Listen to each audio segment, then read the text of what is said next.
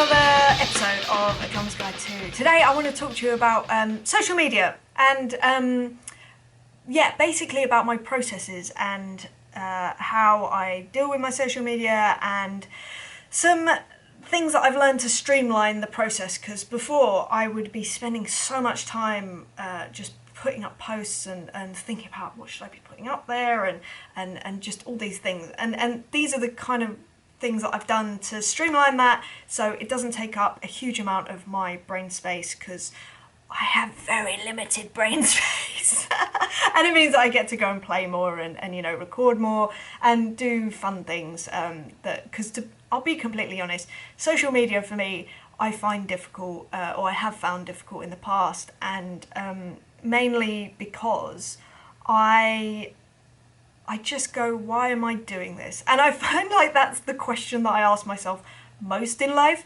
Why am I doing this? And if I can't find a good enough reason, then that's my motivation pretty much gone. So anyway, this is how I've dealt with that. So with that being said, that's the first thing that I always do, is that I always ask, why am I putting this out there? What is the reason? I actually have a folder at the moment that whenever I sort of like take a picture or make a video or whatever else, I put it into this folder, and I always think to myself, right, why is this good for social media? Is this, I'm not about going, look at me, I've never been like that, because I'm very I'm very shy.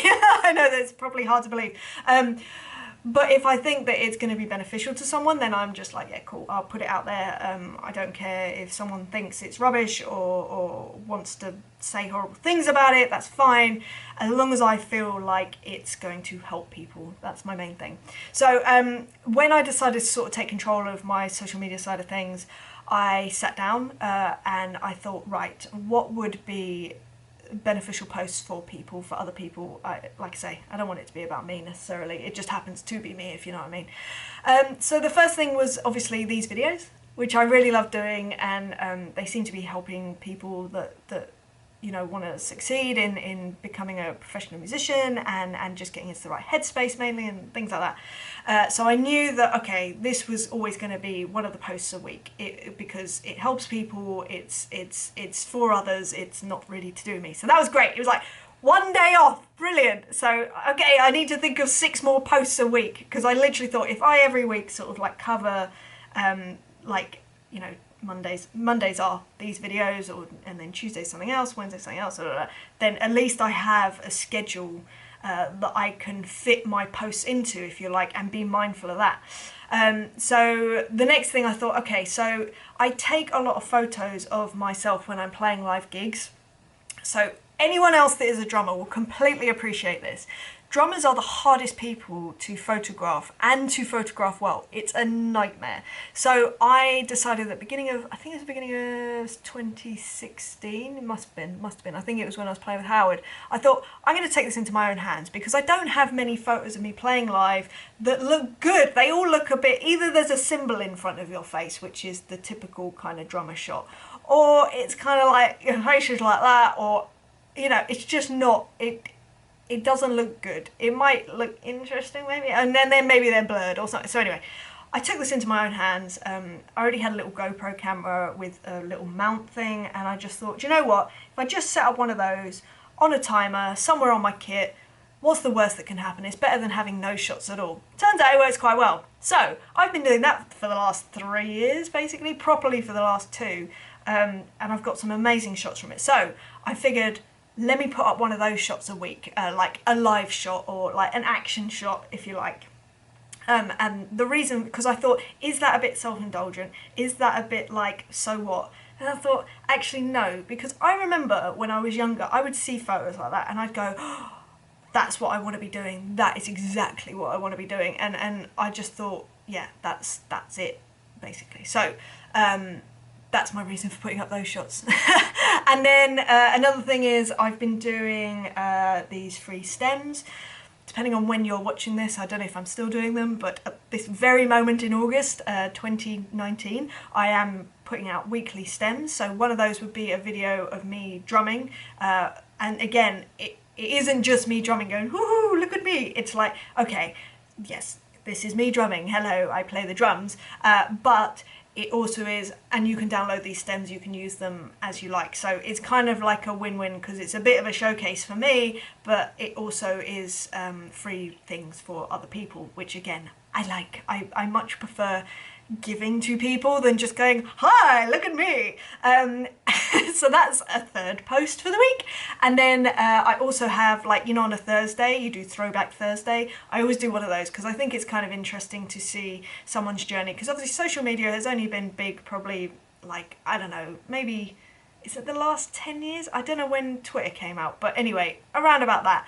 But anything before that, certainly you probably wouldn't know about, and I wouldn't think to talk about, but I do find old photos and I just go, oh, that would be quite a good one to put up, or quite funny, or look, you can see where I've come from. And you know, I think people's stories are fascinating, and anyone that is like me, that is fascinated by people's backgrounds, I've always been like it, especially with drummers. I will like absolutely go to the ends of the earth to find out the background story of drummers that I love. Like I've read so many biographies and so many just interviews that I can find out who influenced them and then who influenced them. Anyway, so I figure that might be interesting. I'm not sure, it might not be, but it might be. And then other ones would be photos from like the studio, and maybe some interesting information about, oh, check out this mic positioning, this is quite interesting, I'm trying this, maybe you should try that, maybe not, I don't know, you might like it, you might not. Again, it's just sharing information that I think is so interesting. I'm trying to think if there's any other things that I think anything else is kind of random, but I always do ask myself, okay, is this valuable? Will this be valuable to someone? Because if it is just a self-indulgent thing, it's like, I'm not comfortable with that. And I'm not saying that I'm doing it right or anything like that. It's just what I'm doing, and people seem to like what I put out there. So I can only continue to do that. The final thing that I absolutely do is I use a scheduling tool, a social media scheduling tool. So that, like I say, I have this folder of like images and videos and stuff like that, which is fine, that's there. But like for an hour a week, I just schedule these posts so that they happen automatically, so that I don't have to think about for like half an hour a day, oh, I need to put on my social media. It's just, I do 1 hour at the beginning of the week, I drag it all in, it's amazing. I won't tell you, there's loads of social media tools out there, and I'm not up for like promoting one over the other, but go research it. There's loads of stuff, loads of free ones. And I just drag them in, and I just write the caption, and then I get a notification when it needs to go up, so then I post it up when I post it up. It's not doing that bit automatically. And then I can tag whoever I need to tag, and it just takes the brain space bit away from it, so I can use that very little brain space I have on something else, and it just really has helped me so much. I can't even tell you. The final thing is that anything else that I sort of like do, if I do feel inspired to maybe do a live stream Q&A, that's kind of just an on top bonus thing, but I always know that I have this foundation of posts going out, which means that I'm hopefully top of mind for people, which is a very big thing when especially when you're self-employed. If someone's thinking, I need a drummer, if they saw a post of mine that day, then maybe they'd be thinking about me and go, oh, Emily might be good for that. And it's very useful. It's such a useful tool. It can be annoying, but if you sort of put systems into place, then it can make it a lot easier. The other thing is doing live streams from the studio when I'm recording is really great. It means I get to show my actual process of recording to a song regularly, so people can really see how I work and learn about me and see my slightly odd personality, which, you know, sometimes does get me work. I'm sure that it also doesn't, and I'm okay with that. I think you have to be okay with just being who you are, and then being really flattered that someone would want to work with you despite seeing your personality. But anyway, that's how I have streamlined my social media sort of situation, scheduling, I suppose. So yeah, maybe just make a plan and stick to it. It might make things a little bit easier. I'm all about making life just a little bit easier for yourself.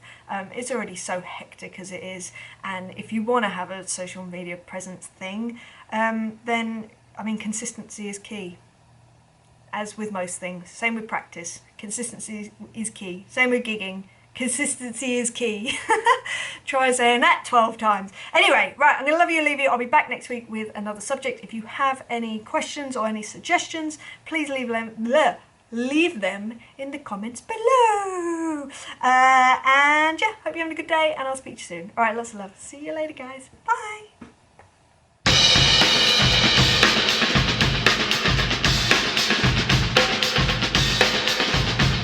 Promise